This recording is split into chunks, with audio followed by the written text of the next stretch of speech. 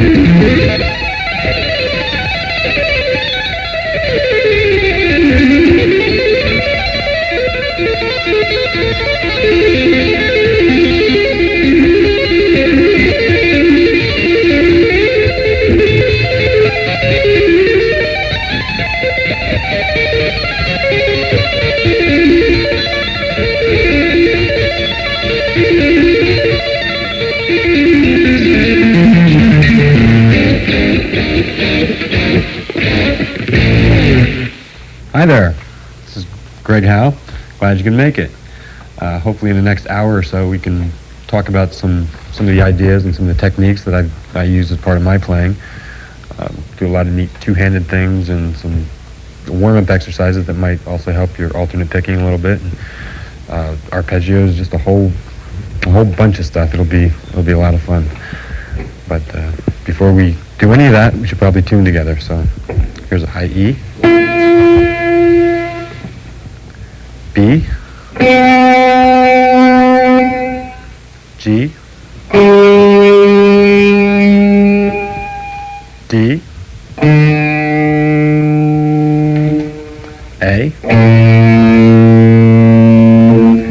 and low E.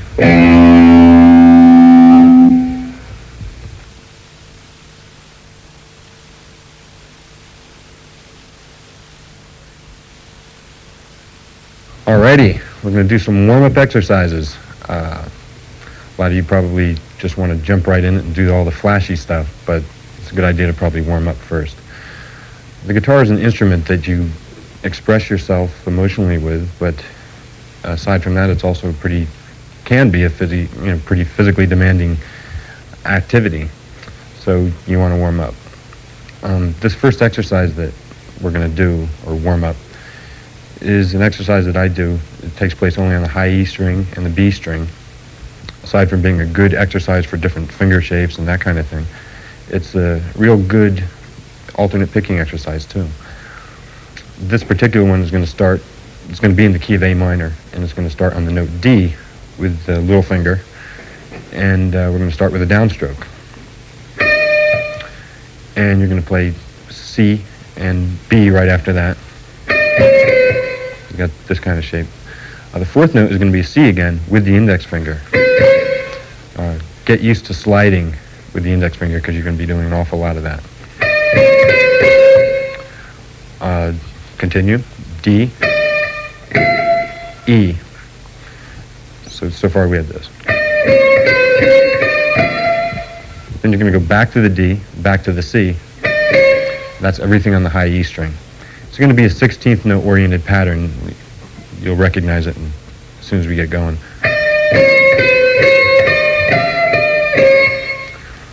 Right after that, continue the notes B, A, and G on the B string.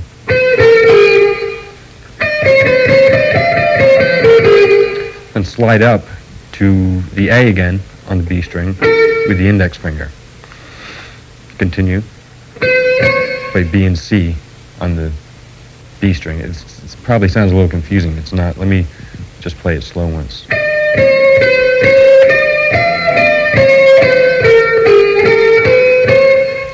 Right after that, I'm going to end the whole 16th note phrase with D and E again on the high E string. So you can hear it's a one measure lick with 16th notes, and it's.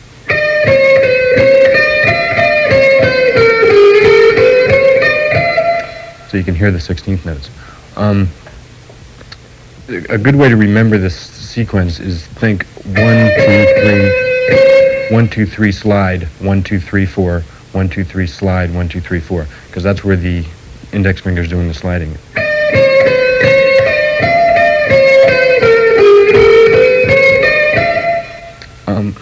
We're just going to continue. It'll be the same thing. Keep it in A minor, and you'll start on F this time. It's going to be the same sequence, but it'll be a harmony to that.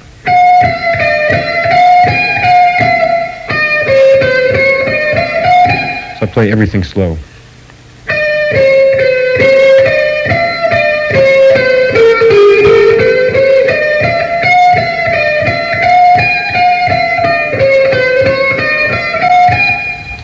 Take it up one more. We'll start on note A this time. Same sequence.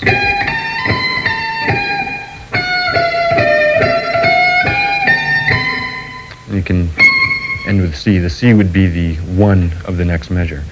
So if you play it comfortably, you'll hear the 16th notes.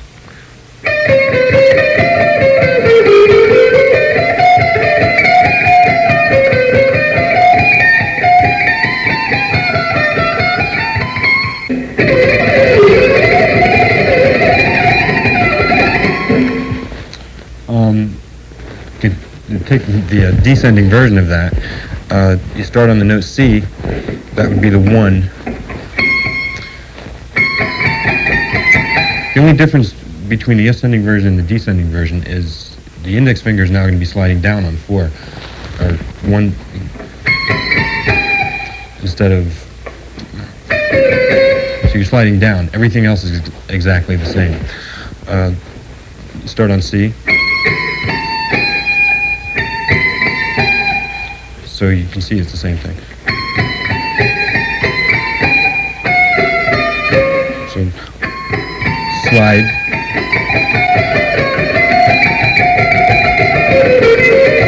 It's the exact same thing backwards. Just remember the slides are in the same place, but they're going down now instead of up.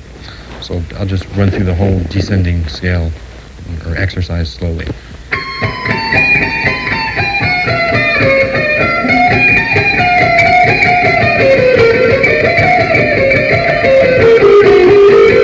When you get to this point, to turn it around so that you can continue going up and down, without stopping, think of one slide down, one slide up. So you'll let me just run through that real slow so you can see what I'm doing. Starting on the D that we originally started on.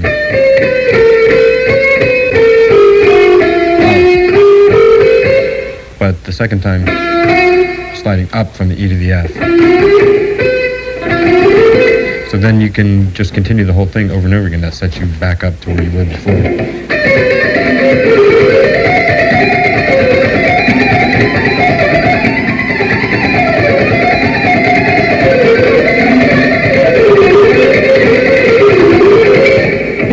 And just continue up and down.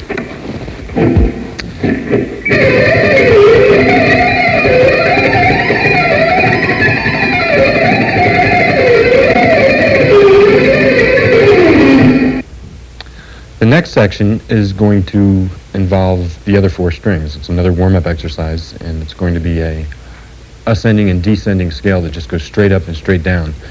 The weird thing about this is that it's going to be based on 4 notes on a string as opposed to 3, which a lot of you are probably used to. This particular scale, with the exception of the very first string, will have 4 notes on every string. And again, it's going to be the index finger doing all of the work. The index finger will be playing 2 of the 4 notes that you hear. So let me give you an example. Remember, I said with the exception of the first string, the lowest string, you'll be playing 4 notes per string. So start on the note A. Because of the way we're going to descend, I'm starting with an upstroke. So if you want to do it the way I'm doing it, start with an upstroke. You'll play down on the note D on the A string, and then the index finger will go up to E and play 2 notes on the A string. And you play F and G as you normally would, so you can see.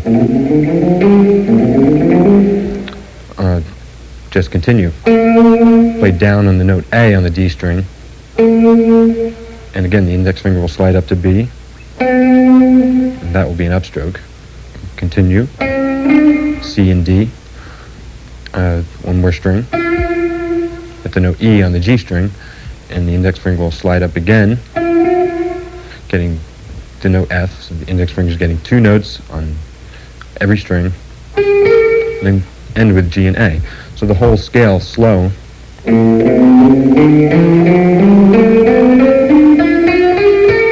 That's the ascending version of the scale. Might not seem like a big deal now, but it can be real beneficial, because we'll add another octave onto that, and I'll show you in a minute.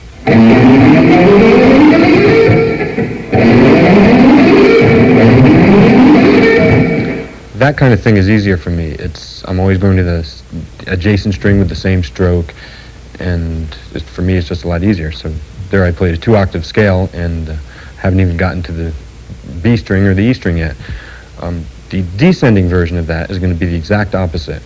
I'll be playing 3 notes on the G string and 4 notes on every other string. So whereas we hit this E on the way up, this time we'll play the E on the D string on the way down. So you will have ended with an upstroke, supposedly, and A, G, and F.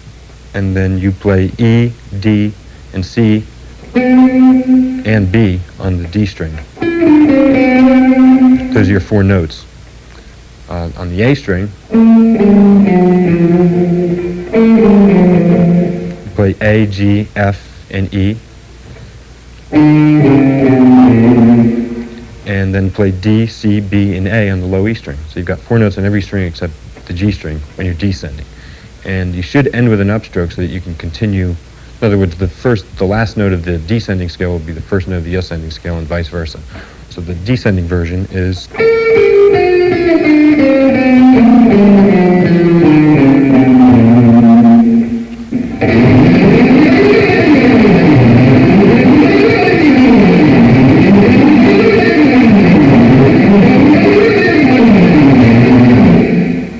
The next warm-up exercise is pretty much the same thing, but we're going to tack on the third octave. And it's going to be the same idea. You're playing 4 notes on the string. The only problem now is that you have to jump up 2 frets to hit this note B. So you will have ended here with an upstroke.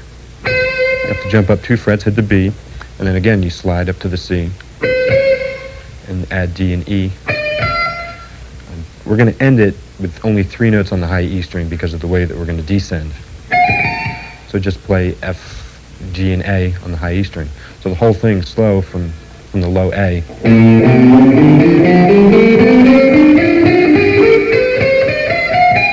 And there's your jump.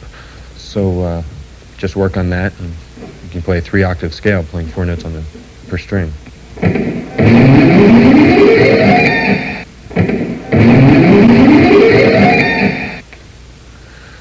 To descend from this scale, I'm going to have a completely different approach. I don't descend the same way that I ascended. I'm going to have 4 notes on the high E string. What this will do is, I ended the last note, the high A, with a downstroke. So I'm going to play 4 notes descending on the high E string. This way I'll end with an upstroke. I can hit the B string with a downstroke. So I'll be playing 4 notes on the high E string and 4 notes on the B string. Now here's the weird part. I'm only going to play 2 notes on the G string, G and F. And the rest is going to be 4 notes. So you're playing 4 notes on every string descending except the G string. You're only playing 2. And what this allows me to do is always be going to the adjacent string with a downstroke. So let me just go through it slow once.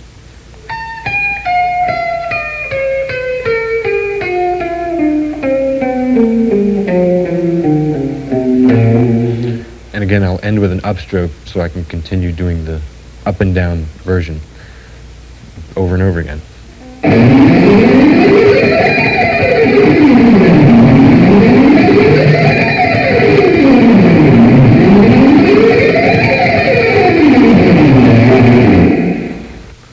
Here's another approach to 3-octave scales that might make it a little bit easier for you mentally to think about. By keeping the same shape for each scale, it might make it easier for you to see the scale and make it easier for you to play the scale. I'm going to stay in A minor, only this time I'm going to start on the note B, and I'll play 4 notes on the first string that I'm starting on, which is the low E. Play B, C, D, and E. And I'll play 3 notes on the next string, F, G, and A. And that gives us a 1-octave scale. If you look at that shape, the index finger is playing B and C. You have 4 notes on the first string, 3 on the second, then that's your scale. Play the same thing right here. And then one more time. The picking is going to change. The way I descend, because of the way I descend, I'm going to start with an upstroke just like I did before. And if that's the case, then the next time I get to the first note of the same shape, octave higher, I'll have to start with a downstroke. Up, down, and then up again for the 3rd octave. But the index finger is playing 4 notes, B, C, D, and E on every octave. B, C, D, and E. So that might make it easier for you.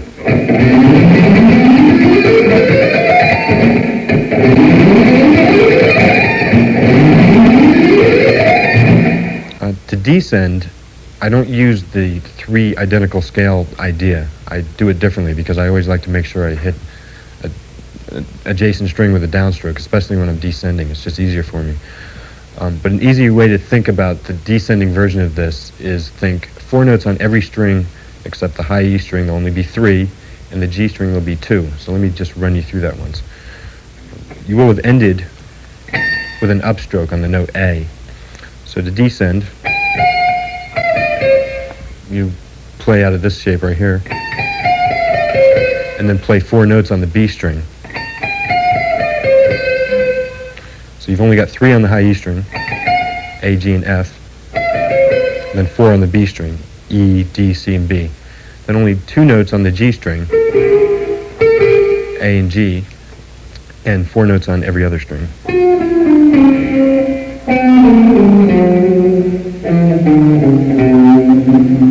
Let me just play the descending scale slow once.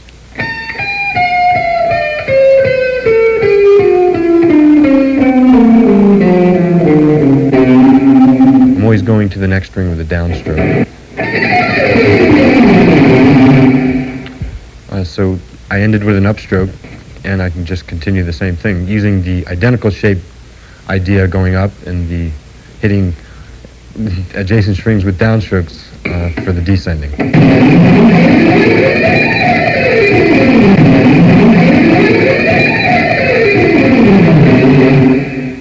Using that same idea for a harmonic minor scale can be really useful.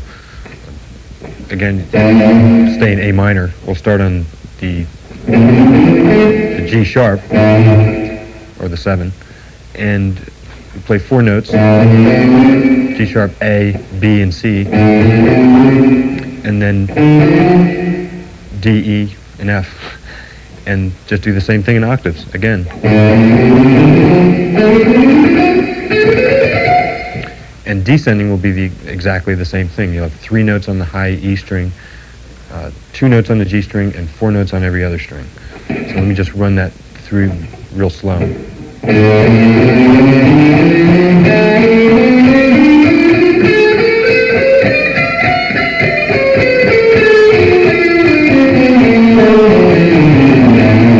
Descending has a couple of weird shapes, and let me just run through it real quick. Excuse me, I'm terribly sorry. I know you're busy and everything. I was just walking by the hallway and I heard the way you were going so fast on it. That's truly amazing. Well, listen, I know you're busy. Why not? I'll talk to you just a little bit. Alrighty. You start with, you're going to start on the Just one note. more thing, sir. Does that come in that color, or I'm you in the middle of a video right now. I'm doing You're an right. When instructional you're right, video. you're right. I'll listen. I'll talk to you later. Okay. I'm starting on the note F, and basically I'm going to pull off to E, and then Keep it up. It's fantastic. you'll have 3 notes on the high E string, like I said. You'll have F, E, and D, and you should have ended with an upstroke with the ascending scale, so the D will be an upstroke on the way down. You have 4 notes on the B string, C, B, A, and G sharp. You have 2 notes, again, on the G string, F and E. D, C, and B, and A on the D string. And then G sharp, F, and E. That's kind of a weird stretch, but it's no big deal. All the way down to the D. So you're going to have 4 notes, and then 4 notes on the low E string. C, B, A, and G sharp. So descending.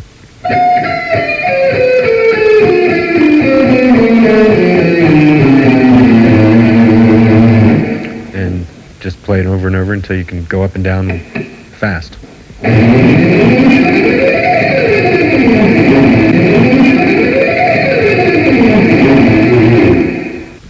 Another real good warm-up is an exercise I use. It's ascending and descending 4 notes at a time on one string.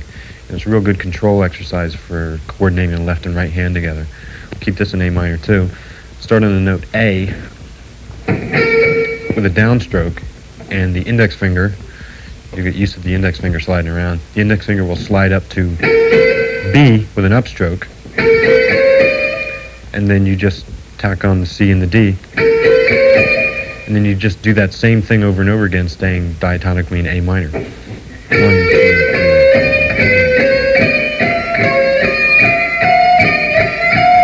The beginning of each 4 notes starts with a downstroke.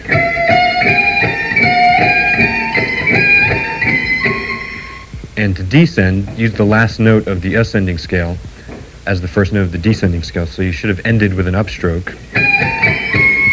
That'll be the first note of the descending scale. And now the index finger is sliding, but it's playing the 3rd and 4th note. And do the same thing over and over again.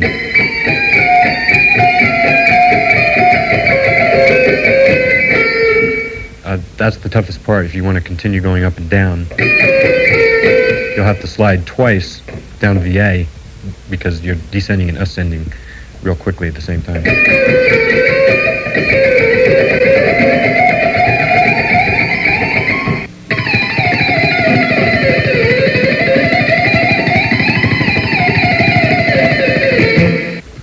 So practice all these exercises and get comfortable with them, combine them all together, and practice them in different keys.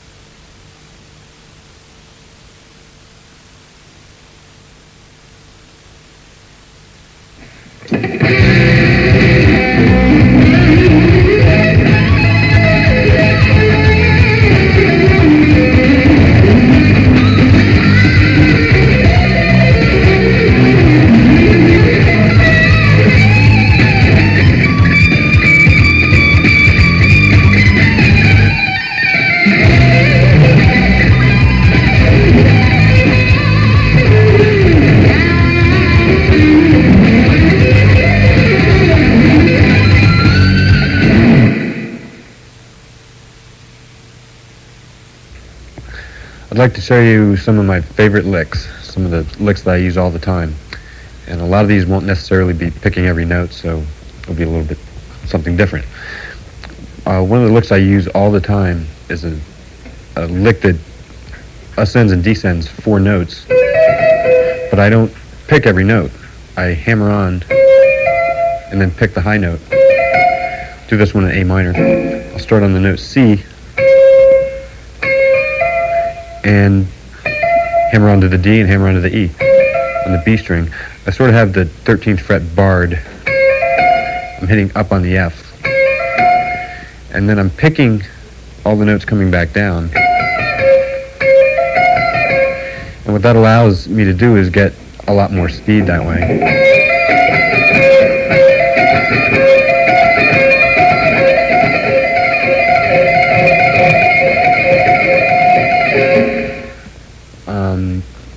I can add a note onto that just by sliding down to the B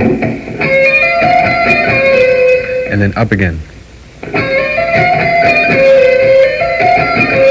I'll probably pick the B along with all the other notes on the way down.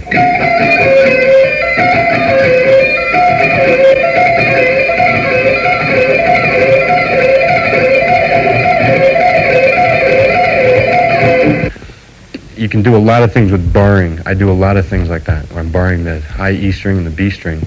I do a lot of blues licks that way. Here's another easy kind of lick that sounds kind of cool. I'll do this example in E. This will be like an E blues lick. All you're doing is hitting up on the high E string and down on the B string on the note D and pulling that off to a B, kind of a pentatonic thing. And then you're hitting the note A on the G string. And then you're going back up again. The way I'm picking it is up on the E string and down on the other two. But when I ascend, I'm hitting up on the B string. Let me just play it for you slow and I'll speed it up.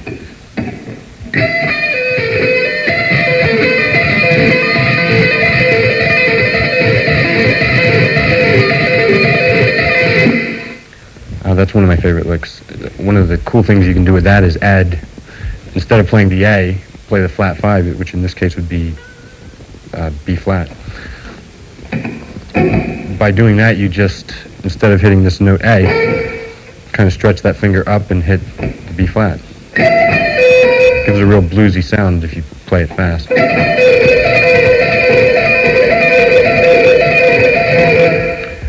And, you know, you can use that as part of a lick that descends or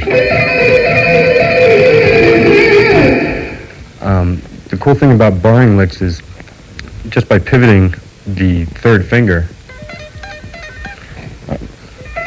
you can do the same picking but get different notes by you know, barring with the third finger too.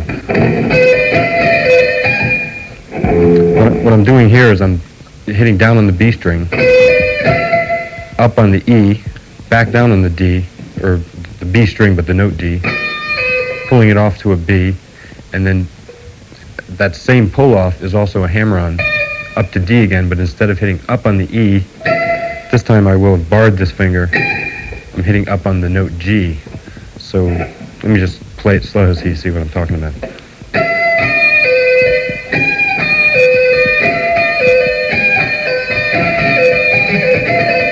That's another lick I use a lot.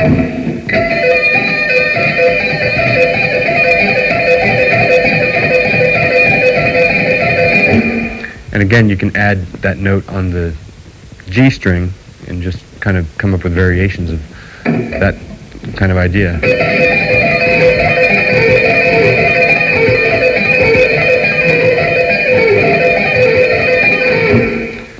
And that's one of my favorite licks.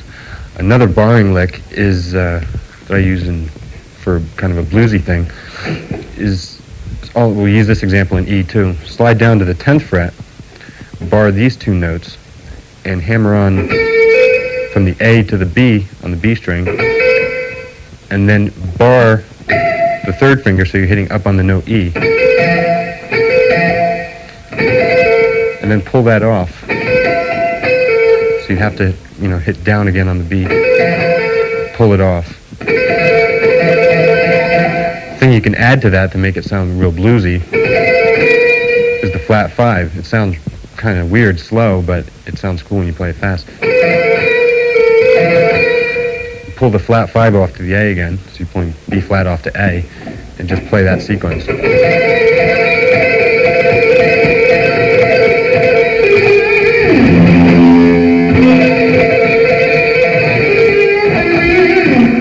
That's one of my favorite licks. Another blues lick that's barring sounds similar to that. This is kind of weird because you'll be barring with the second finger this time. Start on the flat 5, or the 11th fret of the B string. That would be the flat 5. Hammer on to the B, and then up on the note E. So the second finger is the finger that's barring. Hit back down on the note B, and pull it off. Then with your third finger, reach up and hit the D on the B string. The whole thing slow is going to sound like this.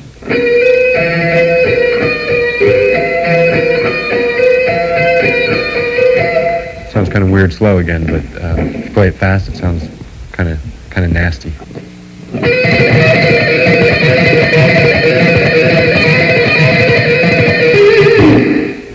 One of my favorites. Take that same barring idea and use it on some of the other strings. You can go like right across the fretboard barring. That's another thing I do a lot, which is, let me just show you what it is. If I was in E, say E blues, start on the note A,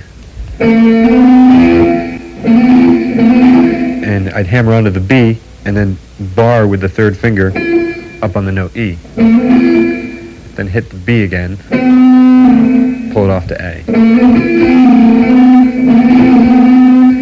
Then just, at that point, after you've gotten down to the A, just do a simple pentatonic hammer-on to the B, to the D, and to the E. Let me just show it to you slow so you see what I'm talking about.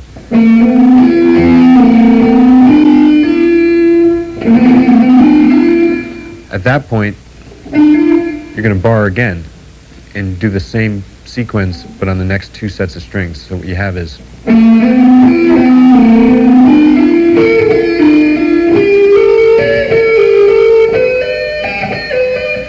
the only weird part is when I hit that C sharp, and if I'm in E blues, then that note works. Technically, if we were doing the exact pattern all the way up, keeping it pentatonic, I should have hit the D, but I'm not going to do that because I want to keep it easy for me. And the last shape would be minor third distance with 3 frets. So the whole thing would sound like this.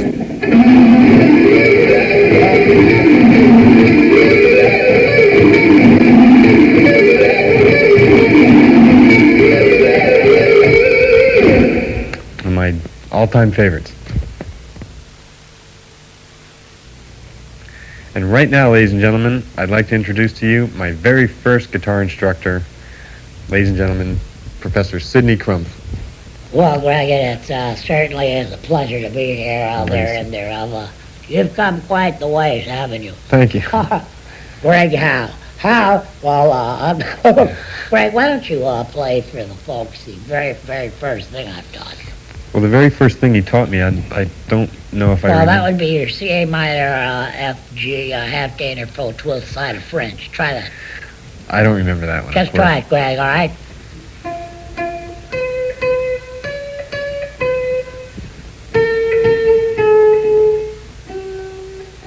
That last note. Would we... Try that, Liz. Is that it? That's close enough. Boy, has he come. Greg, hold the best. I'm going to get back to class now, and it certainly was a pleasure meeting, and bye. He's a great guy. I hope I see him again real soon, like within the next 20 years or so.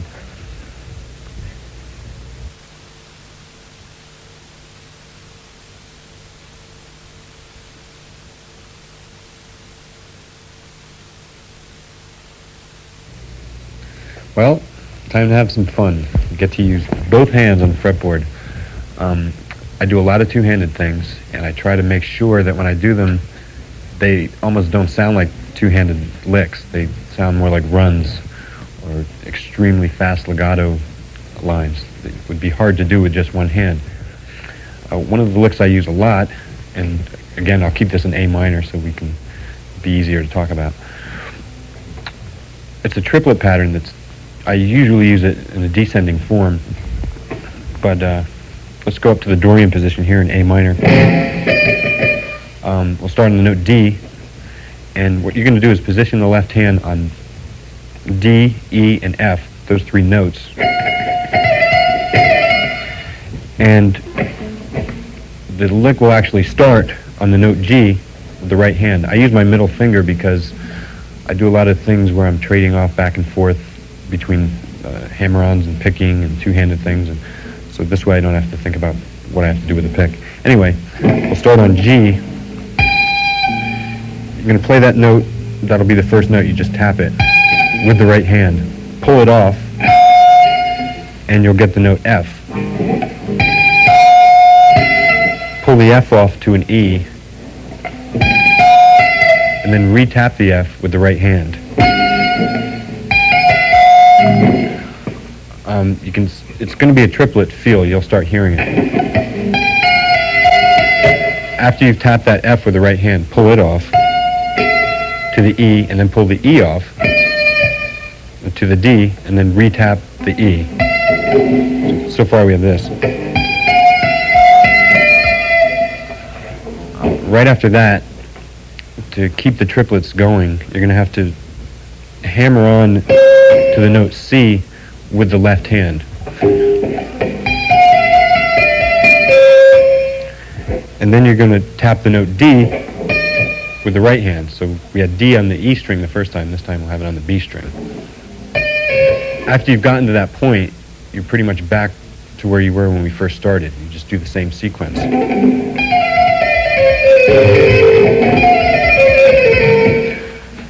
To keep it going all the way across the fretboard, you'll only have to tap 2 times on the G string,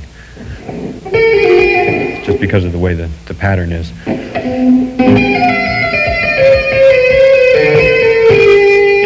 After you've gotten down to the B on the B string, and you've pulled it off to the A, the left hand by itself will tap the G note on the G string. The right hand will tap the note A on the G string.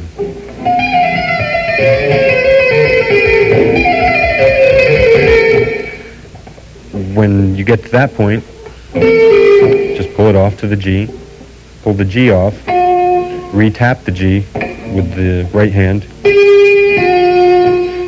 and then the left hand will tap E on the D string. The right hand will tap the F. It's going to be the same pattern. The shapes will be a little bit different, but if you know your scales and if you know what A minor is, then you just do the same exact idea.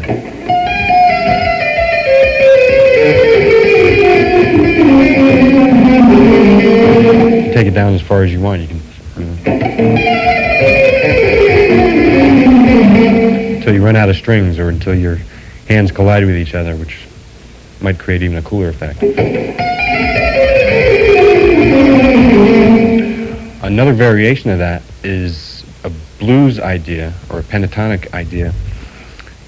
Keep it in A, jump down here. It's going to be the same idea, but you won't be tapping as many times on one string. I'll start here on the note D on the high E string.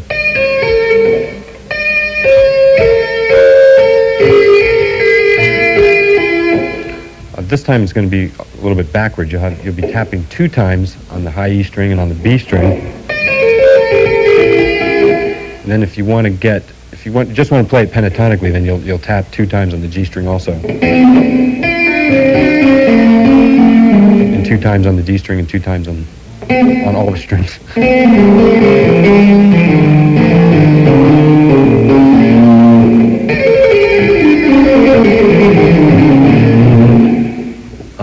If you want to get the flat 5 in there and make it sound really bluesy, then you'll tap 3 times on the G string. When you get to this point,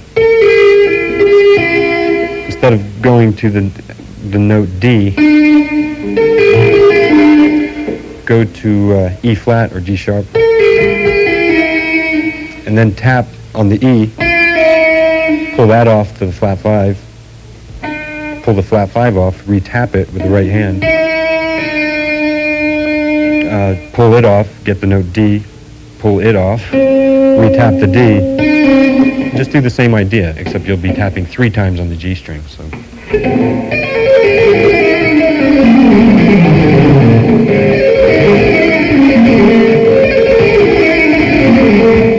I use that a lot. You could go up again with it, you could ascend with it, but it's a little bit more difficult.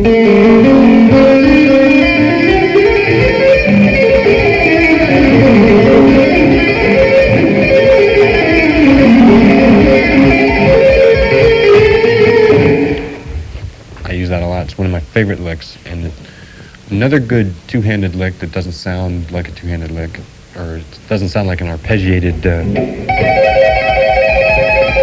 that kind of thing that you've heard many times, is an ascending run that I use a lot. I'll do this one in A major. I'll start on the note E, and what I'm going to be doing basically is just playing 3 notes per string. 2 of the notes will be with the left hand, and the 3rd note will be with the right hand. The only difficult thing about this is that if you're not real careful, strings start ringing out because you don't have this hand over against the bridge to mute anything. But just keep working on it, and you'll have it no problem. It'll be fun. We'll start on E and just basically play E, F sharp, and then tap the G sharp with the right hand. And do the same thing. This particular pattern will be the same shape on the first 3 strings, so after you've gotten there, just do an octave of the same thing. You'll start here. You have to jump up a fret on the B string. then start it again, and you don't have the last three notes because you run out of strings finally, but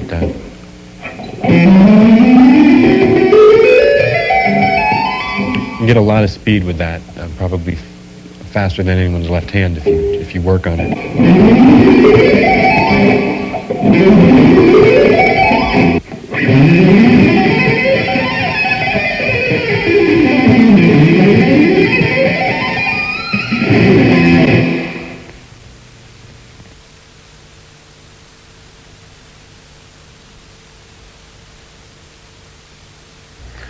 I'd like to show you some arpeggios and some wide interval licks. Recently, arpeggios seem to have become pretty popular amongst rock guitar players, and they're very useful. There's a couple real advantages to arpeggios. Number one, they sound real impressive because they can cover a lot of ground quickly, and more importantly, they look impressive because they can cover a lot of ground quickly. Seriously, they can sometimes help expand the sound of a chord. For instance, if you played an E minor arpeggio over a C major chord, it could help bring out the major seventh tonality of the chord or something like that. That kind of thing, they help widen the sound of whatever it is you're playing over. Some of the techniques involved in arpeggios are sweep picking. If any of you are familiar with that, then maybe this won't be that helpful to you, but if you're not familiar with it, I have a couple of exercises for sweep picking. I don't sweep pick as much as a lot of people think I do, but I do sweep a little bit, and I'll show you one of the exercises right now. This will be a C major triad, and it's going to involve two different positions. The ascending sweep will be a different position than the descending sweep, but you can combine them both together and have a large 2.5 octave arpeggio. So I'll show it to you. I'm starting with a downstroke on the note C with my middle finger. I'm playing the E on the A string. Then I'm hammering on to the G note of the A string. And this will all be one sweep downward. When you get to the D string, you hit that with a downstroke, and that's your octave. When you get to the G string, you play the E again, and then just kind of bar that fret.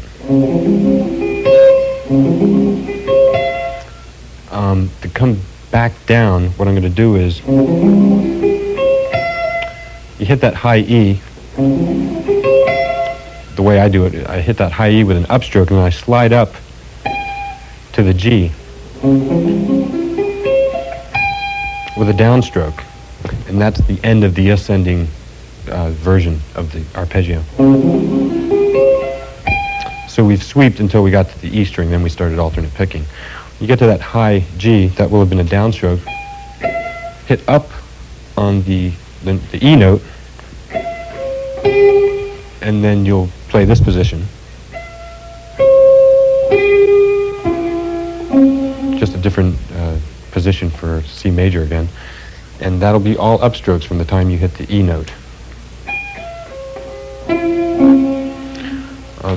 Until you get right here, then you alternate pick again, at least the way I do it. So when you get to that C, you're going to jump all the way down to the G on the A string, and that will be with a different stroke, downstroke, and then up on the note E of the low E string, and down again on the C, and then you can just continue that.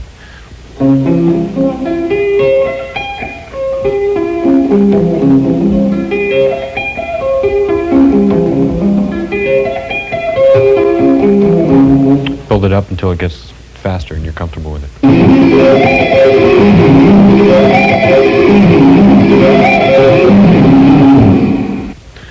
Another approach to 2-octave arpeggios that I use a lot is a technique that doesn't involve so much sweeping, but it's more of a picking thing. And it's, for me, a lot more comfortable. And you can play just as fast, and in some ways it sounds a little bit smoother. I'll give you an example. You start on the A string. We'll do it in C again. Play the note C on the A string. Then hammer on to the third. And then bar with your middle finger the D string and the G string.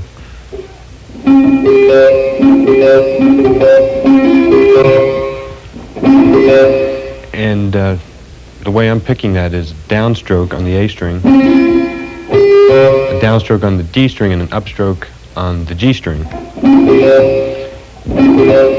Then you're going to jump up 2 frets, or to the fret where your middle finger was, but with your index finger, and bar the B string and the E string. Hammer on from here, from the E to the G, and then bar up to the C. The advantage to this is that you can play a very fast 1-octave arpeggio in the high position.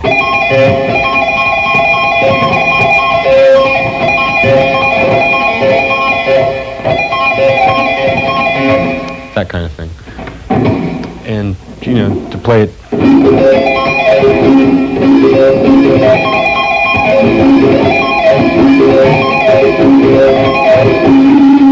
that kind of arpeggio works nice for me. Descending is a little difficult.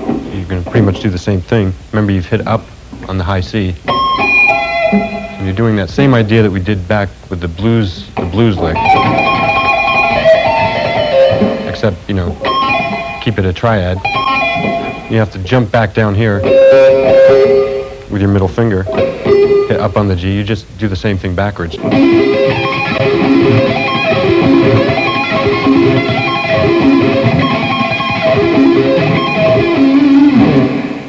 The minor version to that is almost identical fingering-wise and picking-wise. All you have to do is make a couple of minor adjustments. Instead of hammering on a major third, hammer on a minor third, and you'll still have the same thing there with the middle finger.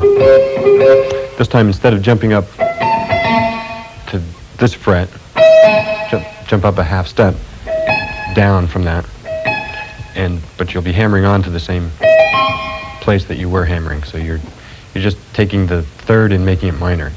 And this is a little bit easier, actually.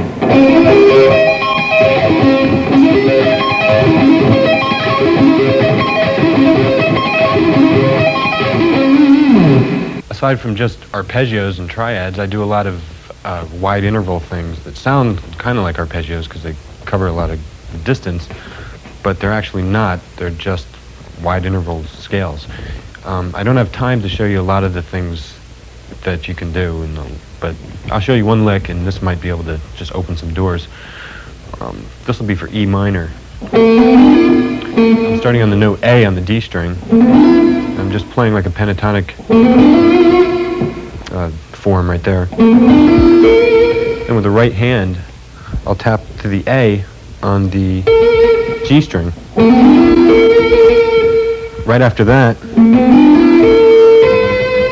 I'll jump up to the B note with my index finger of the left hand, and then hammer onto the note D. So I'm picking and I'm tapping and all kinds of stuff. From that point, you can do what you want to do. You could maybe just take it that high, maybe add on an E.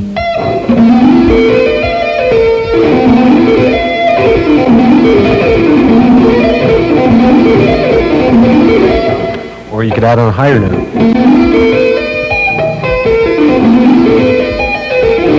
Any note that's in the key, or anything that you're trying to, whatever you want it to sound like, add that note to it.